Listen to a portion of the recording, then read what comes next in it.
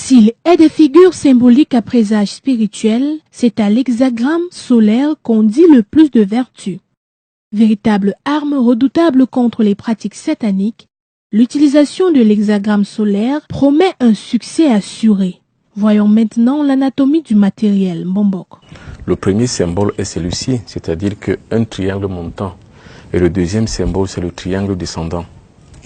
C'est-à-dire que l'atout des deux maintenant donne ce qu'on appelle une question du monde et de l'univers et sa réponse. C'est-à-dire qu'on pose, on lance le cri, on lance la demande et on a le retour. Voilà donc l'enchevêtrement des deux qui peut se donner ce qu'on appelle l'hexagramme solaire. L'hexagramme solaire, ça veut dire quoi? Ça veut dire qu'une figure qui a 6 branches. 1, 2, 3, 4, 5 et 6. Deux triangles superposés à l'envers, ça donne un hexagramme solaire, celui qu'on appelle encore l'étoile de David ou sceau de Salomon. L'hexagramme est alors, du fait de sa géométrie, une étoile à 6 branches, caractéristique d'influence sur le plan psychique. Bien entendu, sur le plan psychique, cela joue beaucoup. C'est-à-dire qu'un individu, par exemple, sur qui est apposé le pouvoir de l'hexagramme solaire, sur son plan psychique, il y a une effervescence, il y a une influence. Il y a une influence psychique tellement forte que si l'individu est possédé, l'individu réagit forcément.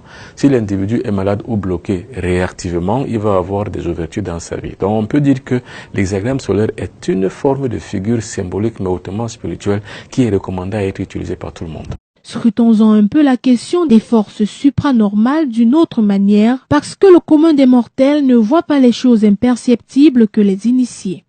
Toute connaissance exige une initiation à la clé, ainsi tenterons-nous d'apporter une lumière pour éclairer les masses sur cet état des choses. Oui, bien entendu, il faut savoir qu'il faut s'initier à tout. Il y a des personnes qui pensent que l'utilisation ou alors la présence ou alors l'anatomie ou alors l'hexagramme solaire en lui-même est une figure satanique, mais c'est parce qu'ils ne savent rien, c'est par ignorance qu'ils y croient.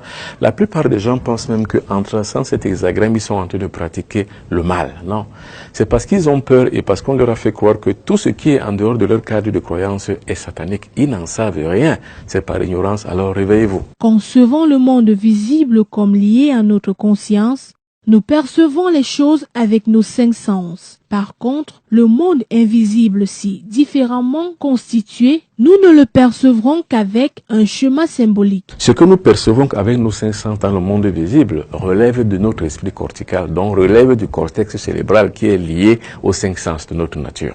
Maintenant, ce qui ne relève pas des 5 sens est ce que nous percevons que par l'esprit.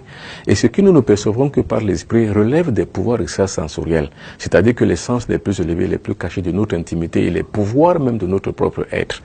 C'est ce qu'on appelle le pouvoir psychique. Or, ce pouvoir psychique, nous ne pouvons le retracer qu'avec les symboles. C'est pour ça que, utilisant l'hexagramme solaire, on relate ici un symbole tout à fait naturel, mais qui est imperceptible par les yeux du cortex cérébral.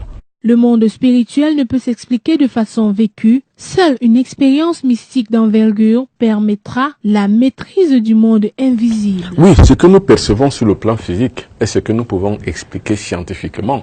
Mais ce que nous ne percevons pas sur le plan scientifique, nous ne pouvons que l'exprimer sur le plan spirituel. Et en l'exprimant sur le plan spirituel, il n'y a qu'un seul langage, c'est le langage des symboles.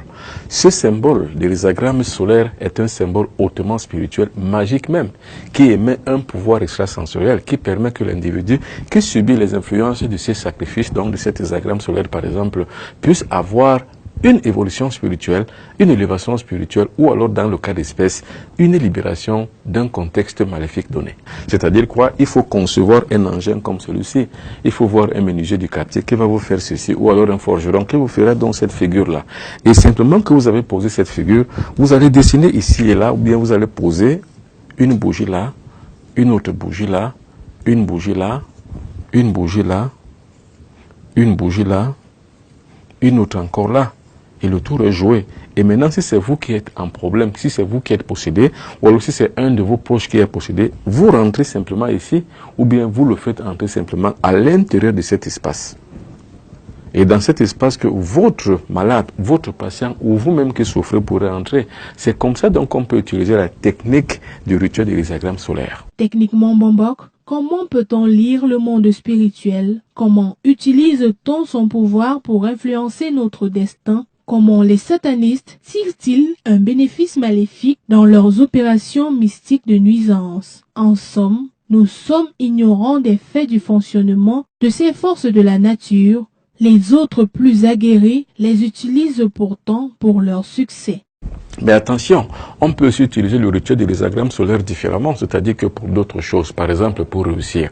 Il ne faut pas faire comme les satanistes qui pensent que pour réussir, il faut passer forcément par les pratiques sataniques, c'est-à-dire par exemple par les couches de nuit, les repas de nuit, l'inceste, l'homosexualité ou alors les crimes rituels ou le satanisme ambiant. Non, on peut passer simplement par l'utilisation de l'hexagramme solaire, c'est-à-dire vous tracez un truc comme ça, vous le faites faire par votre menuisier du quartier et puis vous rentrez à l'intérieur, vous allumez les 6 bougies qui sont tout autour. Et vous commencez maintenant à demander, à lancer maintenant des demandes, des vœux dans la nature. Qui va vous répondre? Parce que en fait, les diagrammes solaires ici symbolisent le triangle montant qui symbolise la demande et le triangle descendant qui symbolise la réponse à la demande. Donc vous êtes donc dans un symbole hautement spirituel de la demande et de recevoir. Donc vous demandez et vous recevez. Voilà donc comment vous pouvez faire pour pouvoir avoir par exemple des faveurs. Et Mbok, les croyances religieuses ont beaucoup contribué à alimenter cette ignorance. Il faut savoir et il faut dire que la religion joue son rôle de régulation sociale, mais aussi il faut croire et reconnaître que la religion a quand même beaucoup contribué à rendre les gens plus ignorants encore. C'est-à-dire, par exemple, une chose comme les diagrammes solaires, une personne sur 10 va croire que c'est utile spirituellement, mais d'autres personnes qui sont hébétées par les croyances religieuses vont vous dire que c'est une pratique hérétique parce qu'elle est en dehors du cadre religieux. Mais non, il faut avoir ce qu'on appelle un esprit critique et non un esprit de critique. L'esprit critique vous permet d'avoir une ouverture d'esprit afin de pouvoir concevoir que celui qui ferme la porte à l'erreur a laissé dehors la vérité. L'utilisation de l'hexagramme solaire est un moyen spirituel d'influencer les forces de la nature au service de l'homme.